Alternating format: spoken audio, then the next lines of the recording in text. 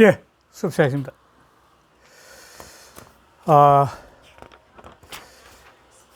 이제 10장입니다.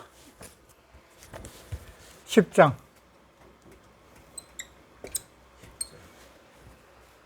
10장인데 10장은 이 세상을 한 가정으로 본 겁니다. 한 가정으로. 이 동양 사상에서 그 천지 부모란 말을 많이 쓰는데 그 천지 부모란 말을 쓸 수 있는 것이 바로 주역에서 나온 거죠. 그러니까 그 하늘이란 어떤 그 세계하고 땅이란 이 세계가 이 삼라만상의 모든 변화를 이끌어낼 수 있는 틀이 됐다는 거죠. 그런데 그것은 태극에서 이 양과 음이 딱 나눠지면서 그때부터 태극이 작동을 하기 시작한 거죠. 태극 그 자체는 작동을 못해요. 그것도 역시 하나라는데 이걸 갖다 1이라고 양을 갖다 1-1이라 보면 이건 2가 되는 거죠. 그래서 이 세 개를 합해서 3이라고 한다고도 할 수 있다는 거죠.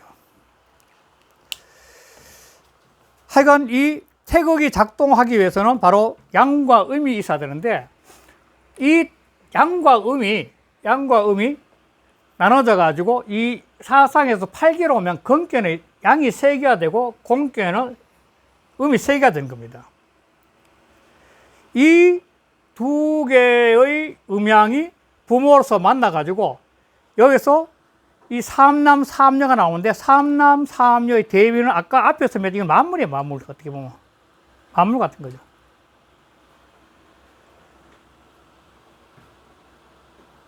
그런데 언뜻 보면 재밌는 게 뭐냐면 이 건에서 이 세 개가 나오는데 건에서 하나가 음일 때 제일 아래가 음일 때 중간에 음일 때 끝에 음일 때 이건 전부 다 장녀, 중녀, 소녀가 돼요.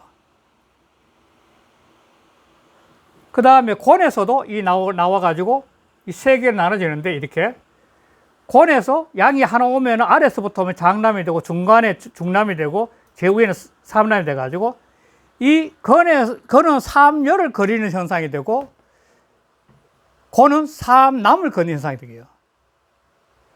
그래서 가정 사이에서 보면은 되게 뭐 비유가 어떨지 모르지만도 이렇게 부모 입장 아버지 입장에 딸을 더 애틋하게 여기고 어머니 같은 아들을 더 애틋하게 여기는 그 현상도 있지 않나 이렇게 볼 수 있는 건데 상 자체는 그래요. 상 자체는.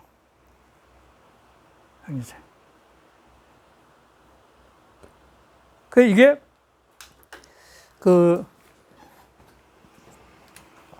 실제로 이 부모가 또 만나는 건데 정자 난자가 만나는 거죠. 그거는 정자니까 이 조그만한 거고 이 정자가 있고 난자는 크죠. 난자는 큰데 많은데 두 개가 딱 결합하게 되면 이렇게 난자 속에서 난자와 정자가 결합하는 거죠. 이래 되면 요 정자를 사고 있던 미토콘드리아는 없어져요. 정자의 핵을 갖다가 요 핵인데 양쪽 핵인데 정자의 핵을 갖다가 영양분을 공급하고 살아있던 이 정자를 만드는 미토콘드리아가 영양분을 공급하는 것인데 핵에 대해서 또 난자도 핵을 갖다 영양 공급하는 미토콘드리아인데 두 개 결합하면 정자의 미토콘드리아가 없어져 버려요. 정자건 없어지고 요 난자의 미토콘드리아만 작용해요. 그러니까 난자의 미토콘드리아가 이 정자 남자가 2배수 분열하는데 그 분열할 때의 에너지는 뭐냐면 전부 여자의 미토콘드리아예요. 그러니까 인간의 몸을 형성하고 있는 거는 남자의 정자가 형성하는 그 부위에 육체를 키우는 그 에너지는 여자의 미토콘드리아가 굉장한 작용한대요. 그 체내에서 그 배수 분해할 때 여자의 미토콘드리아. 그러니까 사람들이 대개가 나이가 들어가면은 모성에 애틋해지는 것도 이런 원인도 있지 않나 싶어요. 전부 다.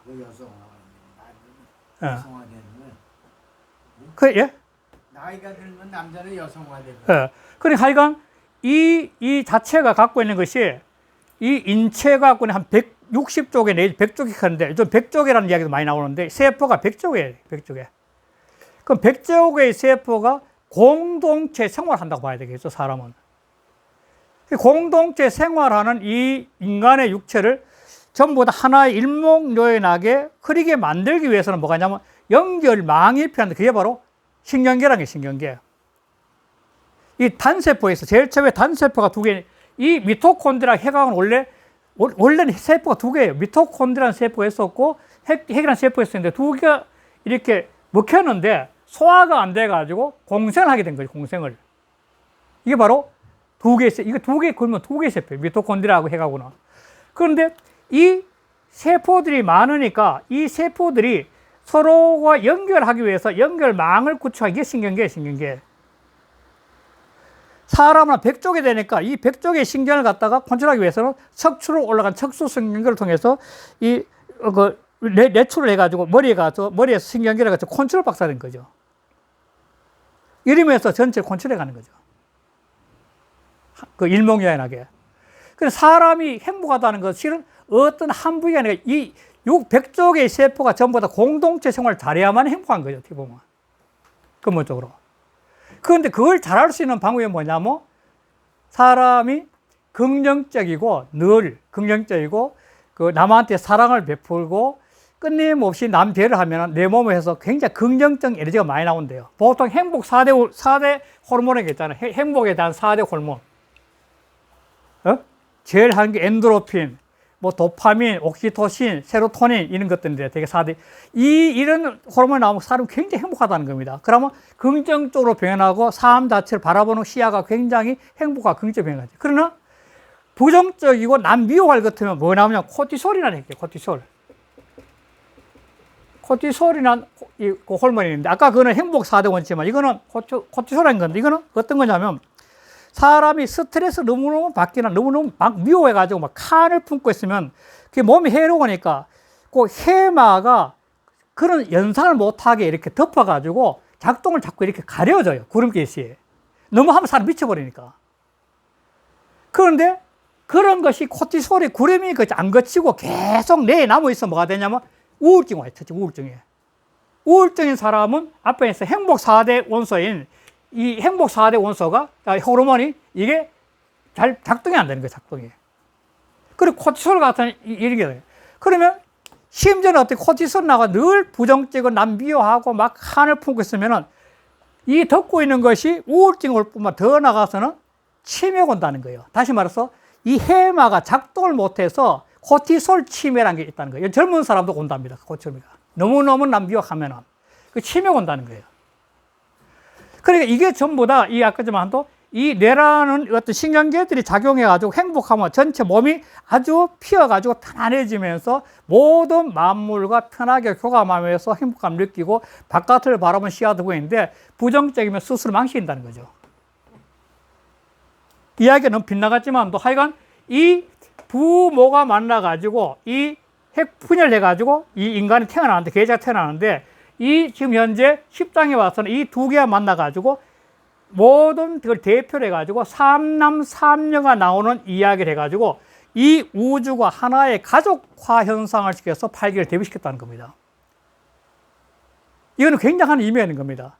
왜냐하면 우주 전체를 개별적으로 하는 하나의 가족처럼 하나로 본다는 겁니다. 사람이 살아가면서 이 우주를 하나로 볼 수 있는 시야는 이렇게 그 시야 큰데 이게 만약 프레임이 큰데 프레임이 큰 거지 시야가 큰 건데 이 우주를 바라보는 시야가 단순화되어 크면 클수록 뭐냐면 그 마음에서 갖고 있는 포용력과 여유가 있어가지고 더 행복해진다는 겁니다. 늘 더 많은 것 가지고 그것 가지고 원망하고 미우고 싸우고 하는 건데 그것 없이 이렇게 시야를 단순하게 크게 하면은 내만 편한 것이 아니라 내 주변 사람도 그 속에서 다 행복할 수 있다는 거죠. 그래서 지금 이 10장의 이 이야기는 뭐냐면 세상을 태극과 부모와 이 모든 것이 하나의 가족으로 보아서 시야를 넓힐 수 있는 그런 생각을 할 수 있게끔 만들어주는 장이라는 겁니다. 세상은 지난번에 그 석장 선생님이 드렸던 나는 누구인가 마리시 같은 사람인데 그 사람이 갖고 있는 그 명상법도 중요한 게 뭐냐면 세상을 봤을 때 마치 영화를 보듯이 내가 살아가는 나의 모습을 내가 객관화시켜서 바라볼 수 있는 그런 시간을 가지면 갈수록 뭐냐면 나라는 의식이 참다운 그 자성인데 나라는 본 의식이 점점 살아나가지고 내가 세속에 얽매였던 그런 모든 번뇌망상들이 조금 벗어나서 볼 수 있는 시야가 형성된다는 것이 바로 마리시 이야기예요. 이게 똑같은 거죠. 세상을 봤을 때 이런 큰 틀의 개념에서 우주를 하나의 가족처럼 바라보는 시야를 통해서는 사소한 것은 전부 다 끌어안으면서 객관화시켜서 볼 수 있는 시야가 열린다는 거죠. 그래서 주역을 다음에 할 때도 이야기했지만 주역을 어떤 학자들은 뭐냐면 이걸 이렇게도 부른다는 겁니다. 쇠신경이라고. 주역의 공부를 통해서 마음을 깨끗하게 씻어서 이 세상을 보는 참다운 눈을 얻을 수 있는 그런 경지에 쇠신경이라고 부르게 산다는 겁니다. 주역 자체를. 그 수양론을 본 거죠. 자, 그런 의미에서 이 보면 이게 이 10장이 갖고 있는 내용을 갖다가 좀 더 이해할 수 있지 않을까 싶어서 이렇게 이해를 하게 된 겁니다. 자, 10장 보면 그는 천녀라 고로 칭호 부하고 그는 하늘이라 그러므로 부모라 칭한다는 거야. 부른다는 거죠. 부모라 부르고. 고는 땅야라 지하라 공은 지하라 고로 칭호 뭐야. 고는 땅이라 그러므로 엄마라고 어머니라고 칭하고 지는 일색이 띄우고 덕남이라 고로 위지 띄우고 장남이야. 자, 지는 이 지인께는 여기서 이제 이 지는 여기인데 지인께는 일색 한 번 찾을 색자입니다. 구할 구자 한 번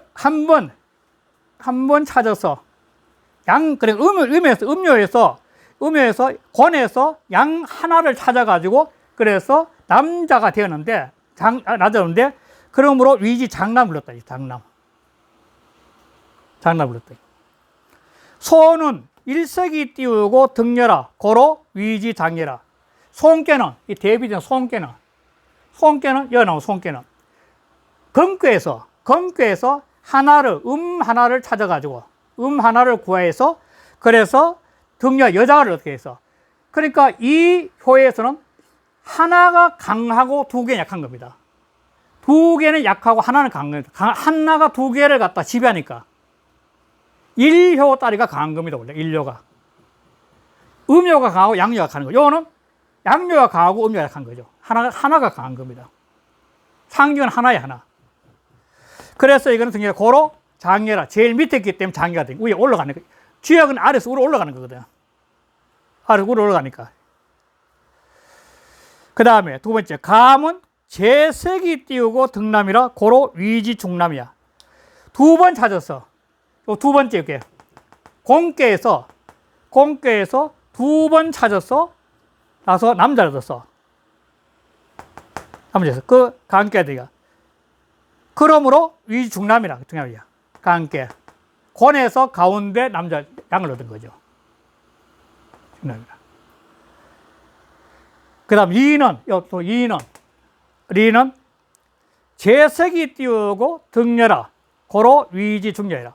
두 번 찾아서 여자를 얻었어. 이게요. 두 번 찾아서 여자를 얻은 거예요. 고로 중녀라. 가운데 은께 가운데에서 중녀가 된 거죠. 그러니까 중녀라. 가는 요 가한께 그러니까 전부 다 대대로 준비한 거예요. 이렇게 대대로 선천팔계 대대를 준비한 거예요. 선천팔계 대대를 한 거죠. 가는 삼색이 덕남이라. 세 번째 가한께로 세 번째 양을 구해서 찾아가지고 바로 남을 얻은 건데 그러므로 위지 소남이야. 제일 위에 있기 때문에 소남이죠. 제일 아래가 태는 그다음 마지막 태는 삼색이 띄우고 덕녀라. 세 번 찾아서 세 번째 차에서 여성을 얻었어. 요거 태가 된 거야. 그래서 위지 소녀라. 그래서 소녀를 한다는 거예요. 소녀라. 그래서 이것이 이제 그림을 그리면 아까 했지만도 이 태극에서 음양이 나와가지고 건이 나왔다면 이 건에서 바로 장녀, 중녀, 소녀 나왔다는 겁니다. 그러고 이 곤에서 장남, 중남, 소남이 났다는 거예요. 그러니까 건은 삼녀를 건이고 곤은 삼남을 건인 거죠. 이것이 팔계하고 차이가 납니다. 팔계하고.